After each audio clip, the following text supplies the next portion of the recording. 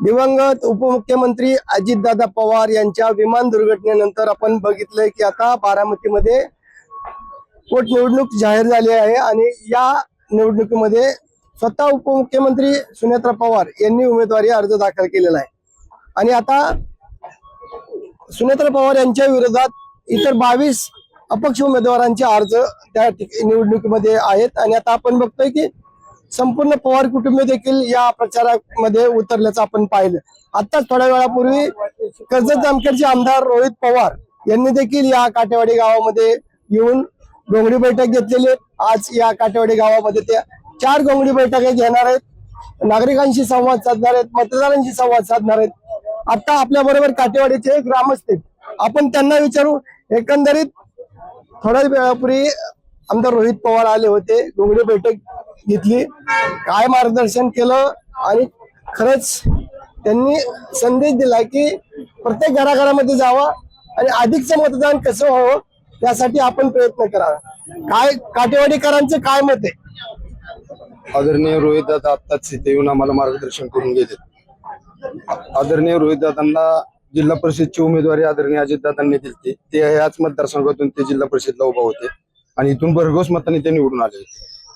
त्याच पार्श्वभूमीवर त्यांनी या जिल्हा परिषद मतदारसंघामध्ये घोंगडी बैठका घेण्याचं ठरवलेलं आहे आणि दादांनी तेच सांगितले की इथून पाठीमागचं इलेक्शन वेगळं होतं आणि आत्ताचं इलेक्शन वेगळं आहे। आमचं दुर्दैव की आमचा नेता आज आमच्यात नाही। त्या नेत्यासाठी महाराष्ट्रात याचा एक वेगळा संदेश गेला पाहिजे, देशात वेगळा संदेश गेला पाहिजे आणि विक्रमी मताधिक्याने सुनेत्रा वहिनींना आपण कसं जास्तीत जास्त मतदान करून निवडून द्यायचं यासाठी त्यांनी मार्गदर्शन केले आणि ते आताच्या या ठिकाणी येऊन गेलेले आहेत। काटेवाडीकरांचं काय मत आहे? काय आता एखाद्यात आपण अजितदादा गेल्याचं दुःख आहे, परंतु दुसऱ्या बाजूला आता पुन्हा पोटनिवडणूक होते आणि आता सुनेत्रा वहिनी उभे आहेत।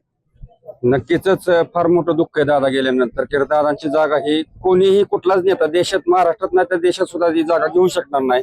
दादा ही फक्त दादाच राहणार आहे आणि कायम मरणात दादाच राहणार आहेत। परंतु तिने जी वेळ आणली ती त्यानंतर जे असं अख्ख्या महाराष्ट्राला आणि आमच्यात विशेष करून बारामती आणि काटेवाडीकरांना जे वाटलं होतं की आता आपलं कसं व्हायचं, सर्व जनतेला की काळजी पडली होती की आता कसं व्हायचं, पण त्याच दादांच्या विचारांनी त्याच पावली जी वहिनींनी जी सगळी दोरा सांभाळली आणि हातात घेतले सगळे पद असू द्या किंवा काय, स्वतः एवढं मोठं दुःख असून सुद्धा ते बाजूला ठेवून त्यांनी जे पद हातात घेतलं आणि जबाबदारी स्वीकारली ते खरोखरच वाकण्याजोगी आहे आणि आम्हाला समाधान करायचे। किमान आपल्याला बारामती तालुक्याला आणि जनतेला की काहीच अडचण होणार नाही। जसं विलासराव देशमुख लातूरचे गेल्यानंतर त्यांना आता अजून सुद्धा त्यांची उणीव जाणते, तसं आम्हाला होणार नाही ही आम्हाला आता एक खात्री पटली की वहिनींचं काम आणि वहिनींचं काम 2004 पासून काटेवाडीचं स्वच्छतेपासून सुरुवात झाली आणि एवढी मोठी स्वच्छता चालू झाली, काम झाले आणि जन्मताच वहिनी सुद्धा त्या माहेरगावच्या तिकडूनच राजकीय त्यांना बाळकडून मिळालेलं आहे आणि बरेचसे कामं वहिनींनी केलेली आहेत। एन्व्हायरमेंट फोरम असेल काही असेल,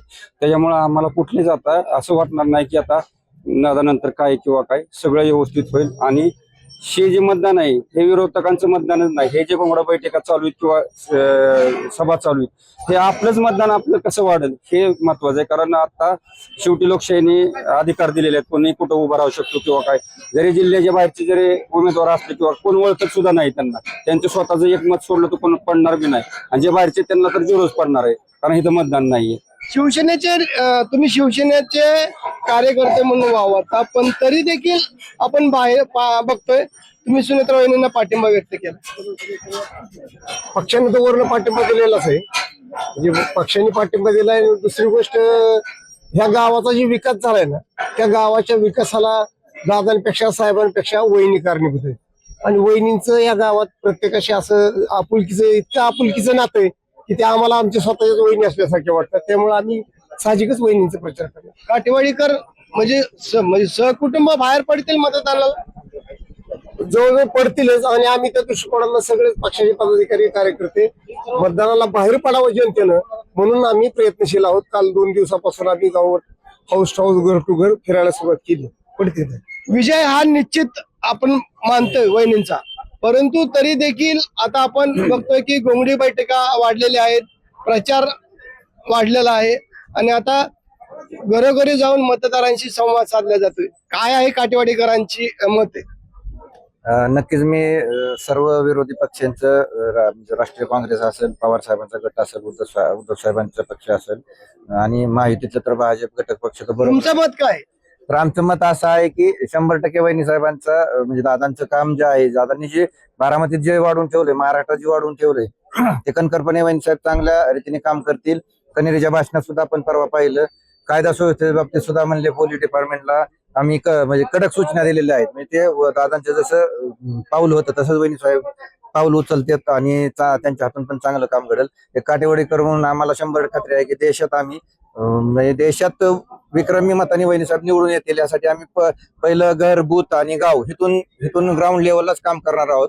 आणि ग्राउंड लेवलवरून मतदार बाहेर काढून आणि मतदान जास्तीत जास्त कसं करता येईल आणि ते होणार मतदान घड्याळालाच होणार आहे याची आम्हाला खात्री आहे. त्यामुळे जास्त मतदान करून जास्त मतदान निवडून आणण्याचा आमचा प्रयत्न राहील. काय काटेवाडीकर म्हणून आपलं काय मत आहे? दादांचं दुःखद निधन झाल्यानंतर दादांबद्दल असणारे प्रेम वहिनींच्या वरती तसंच प्रेम राहिलं पाहिजे आणि भविष्यामध्ये वहिनींना काटेवाडी गावातून मोठ्या प्रमाणावर पाठिंबा मिळावा. प्रत्येक घरोघर वहिनींच्या बद्दल अत्यंत असा आदर आणि आत्मीयता आहे.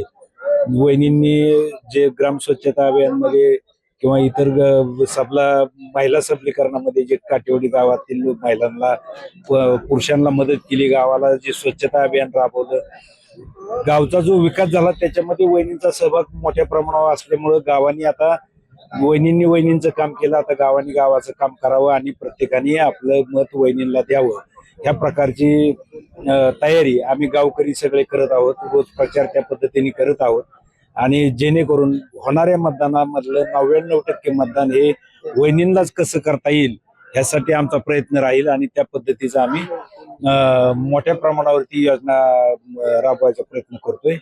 बाहेरगावी असणाऱ्या मतदारांना कसं आणता येईल आणि स्थानिक जे लोक आहेत ते मतदान करूनच आपापल्या कामाला कसे जातील आणि ते मतदान सुरुवातीला करावं अशी एक त्यांना कळकळीची विनंती करतो आणि त्या पद्धतीने काय सांगाल? एकंदरीत वहिनींचं काम आपण बघितलंय, काटेवाडीला अनेक पुरस्कार मिळालेले आहेत आणि आता बघितलंय की अजितदादा पुण्य नाही, अजितदादांची जागा आता वहिनींनी घेतली.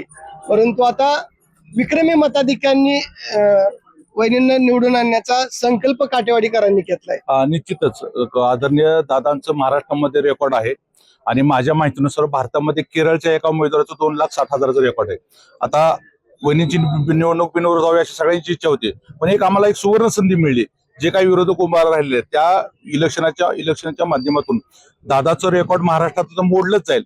परंतु आमच्या आता सर्वांचे काटेवाडीकरांचं नाही पूर्ण बारामतीकरांचा प्रयत्न असाल की देशाचे 2,60,000 रेकॉर्ड ब्रेक ते ब्रेक करण्याचं कार्य आम्ही करणार. कारण दादांनी वहिनींनी त्यांचं कार्य केलेलं आहे. आता आमच्या कार्यकर्त्याची जबाबदारी की आम्ही आमचं कार्य पूर्ण करून वहिनींना रेकॉर्ड ब्रेक मतदानी निवडून आणण्याचं.